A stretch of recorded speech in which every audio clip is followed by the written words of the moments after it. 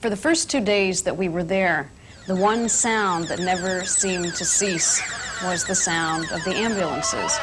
They went from morning till night. When you went to bed, you heard them. When you woke up, you heard them, and they never stopped. And I think it was evidence of exactly how serious the situation was, that the ambulances could never stop.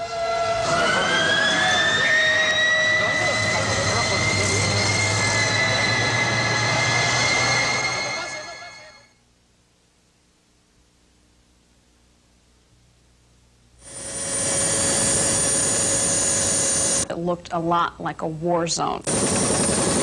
Many buildings appeared as if they had been bombed.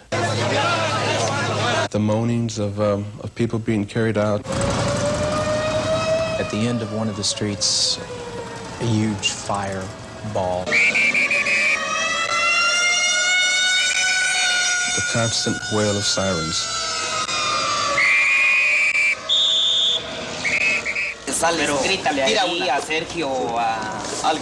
We were photographing about 4 or 5 men in hard hats with flashlights, walking through the twisted concrete of a decimated building.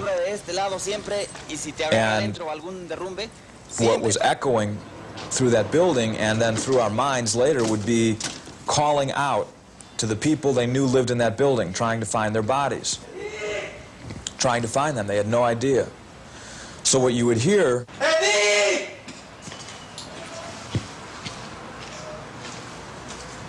Sergio! And it would echo. And you could hear in the man's voice, they thought they were looking for dead people. Eddie! Hoping they were wrong. Ahí abajo vivía su papá. Eddie! Sergio! And it would be that type of voice, frantically calling out. And what they found was nothing. Instead, what we had and what we heard were the haunting sounds of sirens.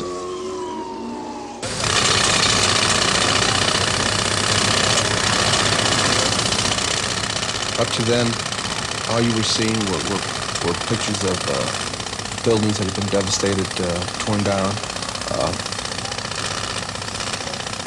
Up to that point, you really couldn't understand how powerful this thing had been, at least not to me. To see a leg under all that rubble and seeing a big slab of concrete over that just kind of brought it home to me. For this person, it was all over with. But for the person that was still under there, in that kind of a situation, it was like, hurry up, get this stuff off of me. Get it all off. You know, I'll lose my leg, I'll lose my arm, but don't let me die. And getting back to your question about did that bother me, that was my way of hopefully bringing it home to the people, saying, buildings just don't fall. They fall on people, and it fell on this person. And even though I'll never know that person's name or how old he was, I'll know that that was a person at one time, just by the simple fact that his leg was there in front of me. I tried not to shoot people all bloody, people with their legs cut off, or people that had to have their legs or arms cut off in the rubble in order to get through somebody else. I didn't do that because I figured everybody else would, and that was too late. It was too late for those people. I wanted to show that help was needed, and help was needed fast. The problem is that we don't have any equipment. Whatever they need, they say, we don't have. My daughter, she's a doctor. She was in that building. And you don't know what's happened to her? I don't know. I have been here all day. Sometimes people who are in a great deal of pain or in a situation where they're suffering want to talk. For them, that is a way of sort of lifting this heavy burden off of their shoulders.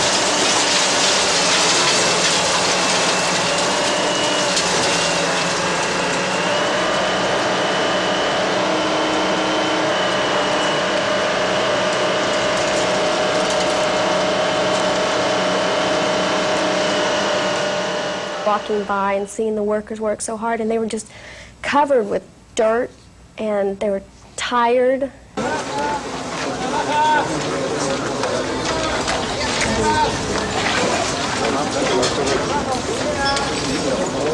It was frustrating to watch the rescuers work brick by brick because you knew there were people trapped beneath it. And that's essentially how they were doing it. They would handle one stone, one brick, one rock down through a string of 14, 15 people, and you wanted to somehow have the equipment that it took to free the folks.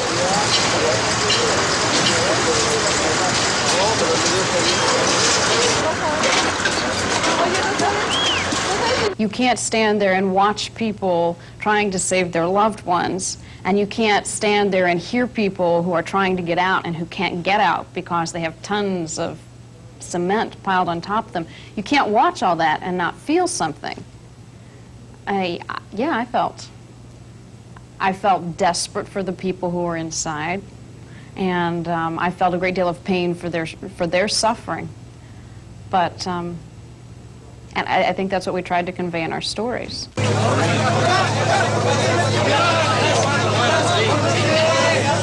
We were standing outside a building that had been a technical school. And that morning during the earthquake, the 6-story building, the floors of the building had collapsed inward, trapping people who'd been inside.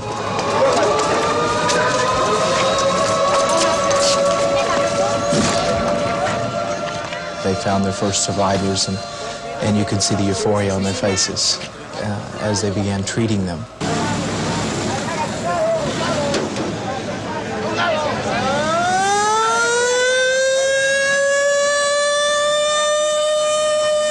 Sirens.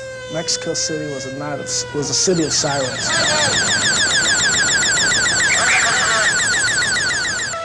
Over on the side, ambulance attendants. I don't know how many. I would suspect that probably enough to staff as many as 75 ambulances were running about, forming lines, pushing and shoving with stretchers to be at the head of the line, to transport victims. It had a very macabre feeling. The one good thing that I felt was the people were all helping each other. It's very different. It seemed like everybody was helping. There weren't many stores open. There were food stores open, but no business per se. All the businesses were closed, shut down, the banks were closed, and everybody was just pitching in and helping. And I look over into a car, and there's a man in a suit and a woman, and it's a night out. And I'm thinking, how in God's name is this person going about having a normal life when there are thousands of people underneath these buildings? What is this guy doing?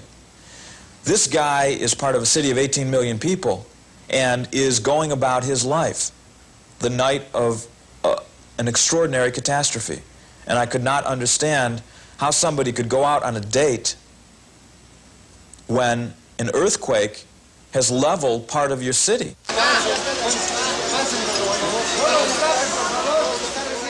When I saw the little line that went up from the top to the bottom, kind of like a human chain, my first reaction was, my God, this is a head. I don't want to shoot this. Brand new baby. Brand new baby. And all of a sudden, shouts started coming from within the chain that this is a baby. This is a baby. Rush him out to the emergency room. This is a miracle within a disaster area. A baby has been found under all that.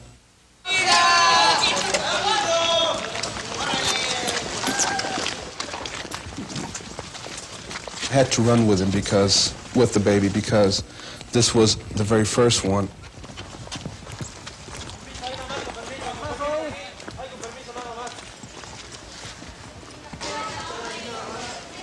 The emergency personnel were already alerted to it, and the expression on their faces when the baby reached them was like,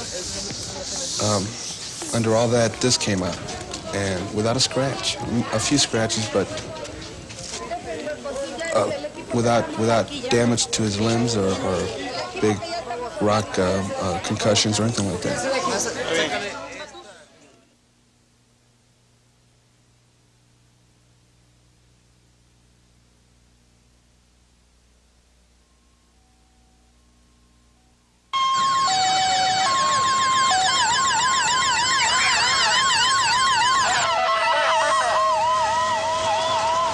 I think when it started, we didn't think it was another earthquake. In fact, someone even made a joke about it.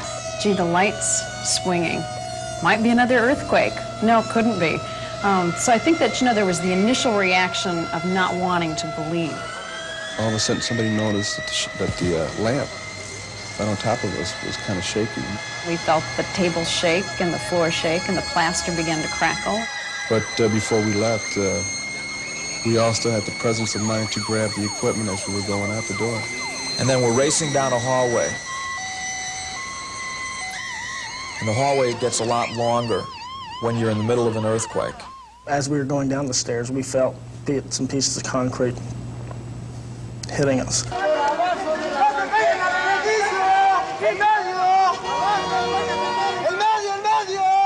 All of a sudden, we saw masses of people coming out from all the doors, all the stairs, all the streets. It's kind of like a Godzilla scene, where Godzilla has entered the city and people just don't know where to go.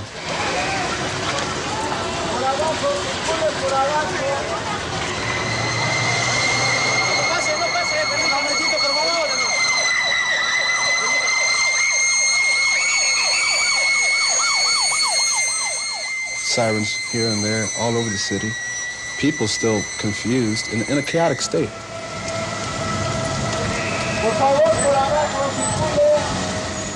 I don't have anything to do. I don't know what to do, so I only stand here.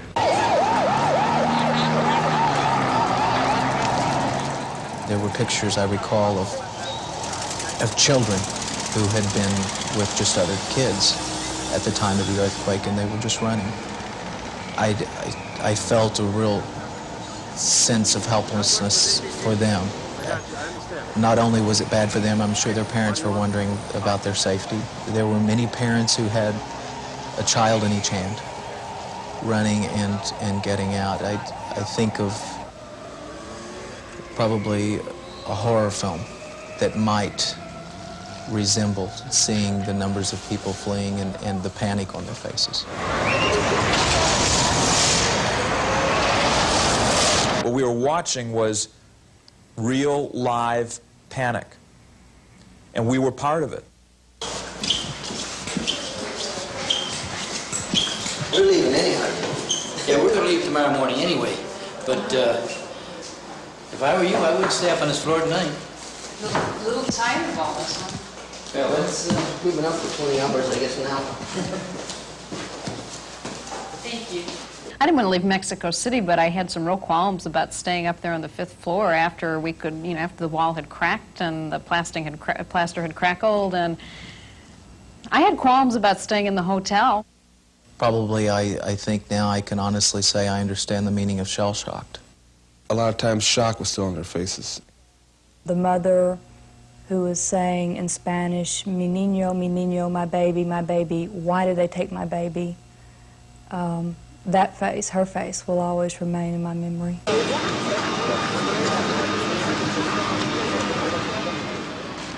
It was death. You knew it when you walked in. And as you walked closer, you could smell the death and the stench. And as ambulances were coming in with more bodies, they were coming in with 4 and 5 bodies at a time. They would disinfect it.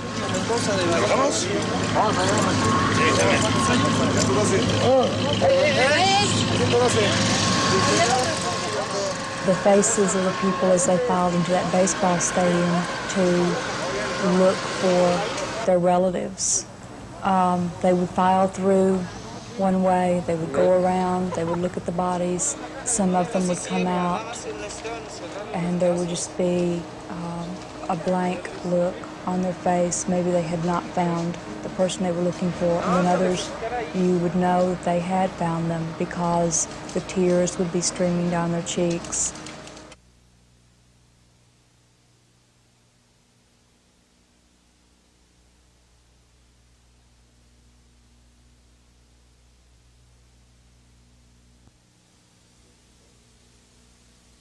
Children don't understand that, and the faces show that.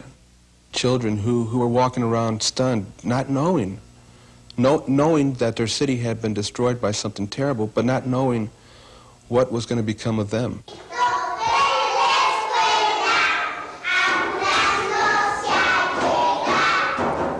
It was sort of a mixture of real happiness and a mixture of sadness, too. We went to a children's shelter that's run by the Catholic Church, and the children were so wonderful. It was almost as if they didn't really know what had gone on. They were still smiling, they were singing, they were carrying on with their lives as they had in the past. And I thought it was a really positive picture, again, because it was a sign that the city's been devastated, but there are all of these wonderful things still happening. And to see these children smile, you had to smile too, because they were just a real positive force.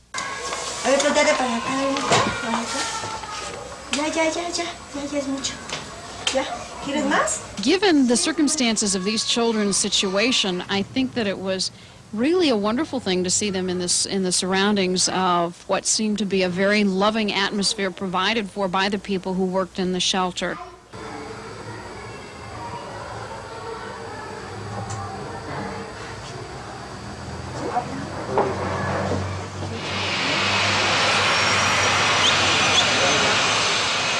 They were so filled with grief and sadness that when they saw the relief coming in, they were overwhelmed. It was like a ray of hope for them.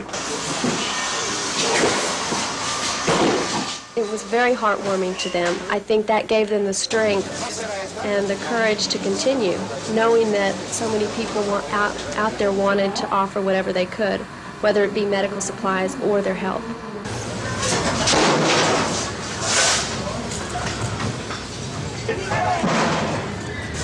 The students of an American school taking part in a rebuilding process was really a very positive thing. They somehow felt very lucky, I think, that they were alive, that their families were doing well, and I think they felt the need somehow to help out if they could.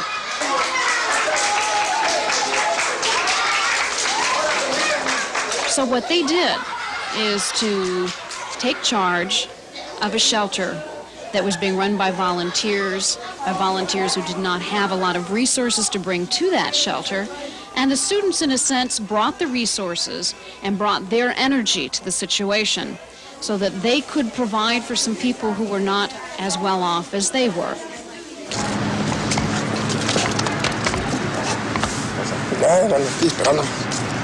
It just seemed a lot had been lifted off of him when he saw his father. I am much happy for look my father, my mother, and my brothers is pretty good. There's not a problem in my family. And it really felt good to be part of a reunion, or part of a happy story in all this death and destruction.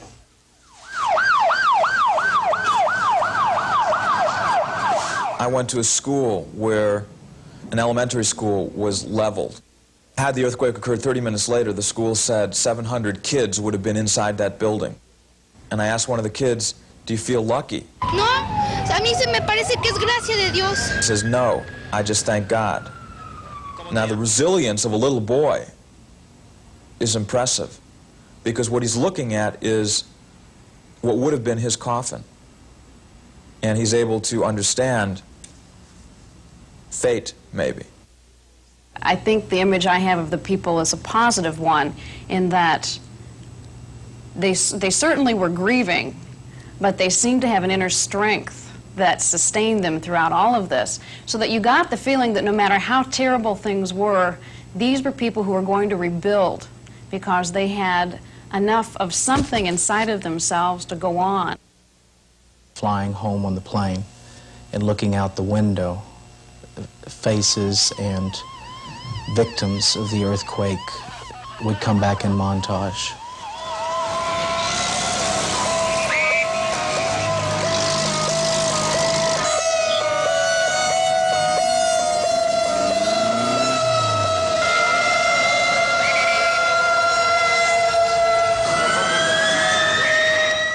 to this day, probably I don't ever expect to be able to hear another siren without being thrown back to Mexico City.